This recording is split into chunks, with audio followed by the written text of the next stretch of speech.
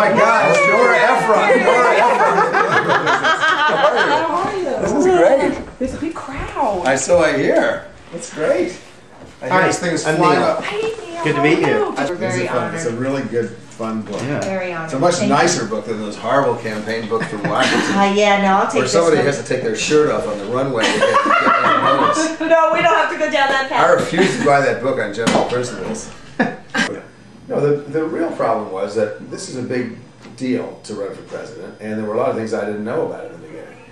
And so the three things that were really problems, yeah, there were a lot of office problems, and it was mostly growth problems. Mm-hmm. You grow that fast, it's hard to get your legs out from under. We didn't have the vote count we thought in Iowa, and I made a lot of mistakes as a candidate, which was to be expected, given that I hadn't been on the national scene before. What were some of those mistakes? Well, the ones I talked about on the radio, Yeah. when I'm crossing out stuff in speeches and putting other things that I thought were better in. You know, I have a long history of being right, but I also have a long history of not having my timing be exactly too good. And you just can't do things like that. You can't take stuff in and out of speeches without telling somebody in the campaign what's going on. Yeah. I didn't like it. And the national media was pretty awful. I mean, they're really tough. They're not nice. They're not terribly professional.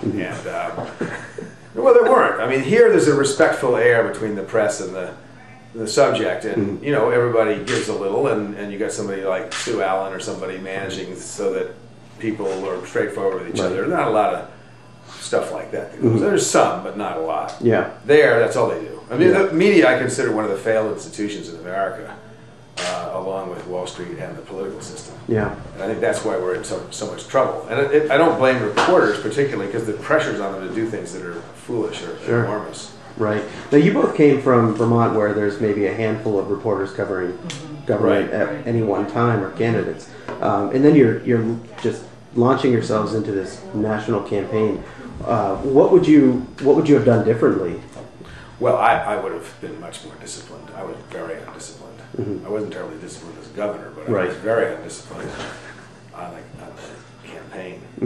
Isn't that sort of a catch-22 though? Because a lot of the young supporters you found liked that about you. They liked me because I was telling the truth. But as I used to say during the campaign, a gaffe, what the Washington establishment says is a gaffe, is when somebody tells the truth and they don't think they should have.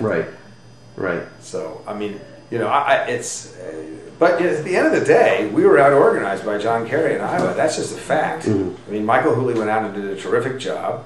And, you know, we did a good job, but it wasn't good enough. So the combination at the end of my, you know, not being the kind of disciplined candidate I needed to be when the heat was really on, and Kerry's had a very good organization, and that's really what did it. Right. The campaign was really exciting. It was terrific, but it was also exhausting. Right. I mean, it's not sustainable, that pace. Like, I've got about as much stamina as anybody I know on the planet. I was so dead after the campaign, I barely could, you know, leave the plane and get to my house. Where I stayed for about 3 weeks cleaning out the garage, because of course nothing had been done in the house for a year. Mowing the lawn. I think we weren't mowing the lawn, it was February. Yeah, so you were shoveling. I still have the Sprecher's box. Oh, you too? So my last charter plane flight, of course, was out of Wisconsin. We at the end, when the campaigin we knew wasn't going anywhere, I turned a root beer factory and got them to give me 5 cases of Sprecher's root beer, which is the best root beer on the planet. So we put that in the charter plane, flew back east. So you better do that before you're here. Yeah. So has any of your work been as rewarding? Well, the as DNC has been great. Yeah. The DNC was terrific. Right. Do you feel slighted that your 50-state strategy maybe didn't get as much recognition? They've got plenty of recognition. I don't worry about that. So you're comfortable with? Yeah, I think it's too bad they're still not doing it. Yeah. But they're, you know, I think it was a marker, and it'll be done again because it was very successful. Right. Okay. And you have to do that kind of stuff. And how about you? I know you've done some other campaigns. And I mean, you can't ever do anything that's like working on a presidential campaign. Yeah. But again, I mean, it's exhausting. Yeah.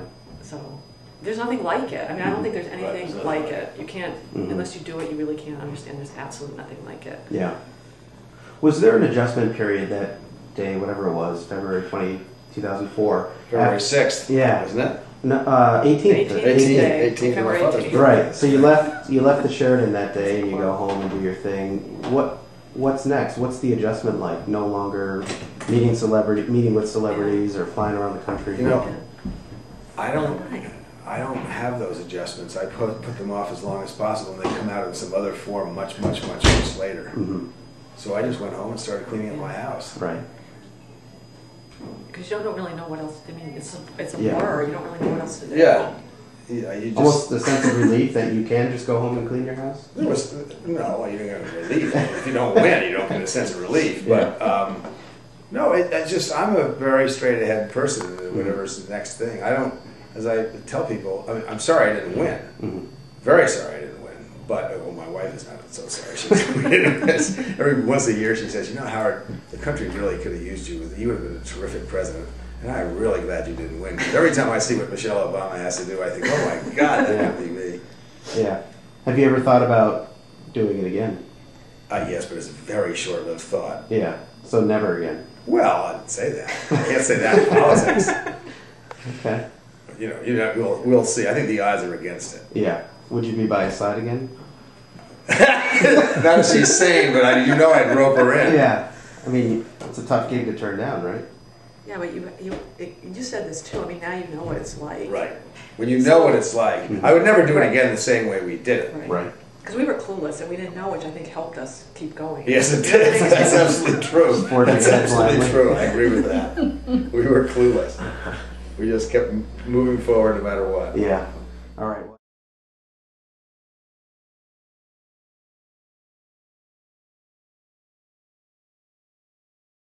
My mother, 83 years old, she lives in New York.